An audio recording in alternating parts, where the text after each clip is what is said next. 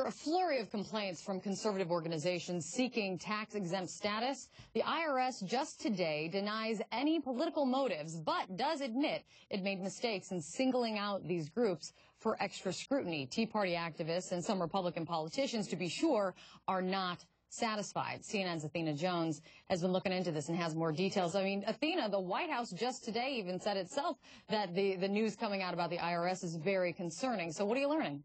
It is. Hi, Kate. You know, the American Civil Liberties Union is saying that even the appearance of playing partisan politics with the tax code is about as constitutionally troubling as it gets. And that is what the IRS is being accused of doing.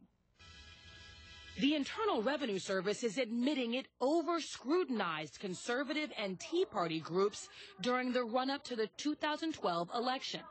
Groups like the Tea Party Patriots, the nation's largest Tea Party organization, who say they face big delays and mountains of paperwork after applying for tax-exempt status in 2009. They came back wanting every single Facebook post, every comment on Facebook. We have 1 million fans now on Facebook, going through and finding comments in every single post on Facebook. Hours and hours of work and massive amounts of paper. And the fact that the IRS was doing this, it's absolutely disgusting. It's an abuse of power. Martin says her group still hasn't gotten an answer from the IRS. Now the agency is admitting some groups were subject to further review simply because they had the names Tea Party and Patriot. An IRS director telling reporters the employees responsible did pick the cases by names, and that's absolutely inappropriate and not the way we should do things. The agency insists the practice was not done for political or partisan reasons and says changes have been made to avoid further mistakes.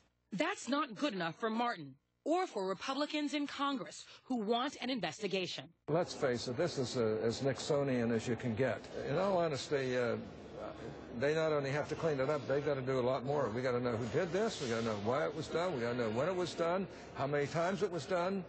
We've got to have answers to these questions. And the White House agrees. It certainly does seem to be, based on what we've seen, to be inappropriate action that we would want to see thoroughly investigated.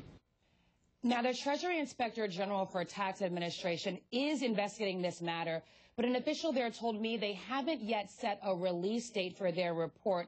And one more interesting point, Kate, that White House spokesman Jay Carney brought up, the person who was running the IRS during all of this was actually a Bush administration appointee. So another interesting tidbit there. Kate? Now, another interesting tidbit, but you can be sure the White House will likely try to be distancing themselves from this, especially amid all of the other issues swirling today. Athena, and you can be sure as well that Republicans on Capitol Hill will be investigating as they do. Athena, thanks so much.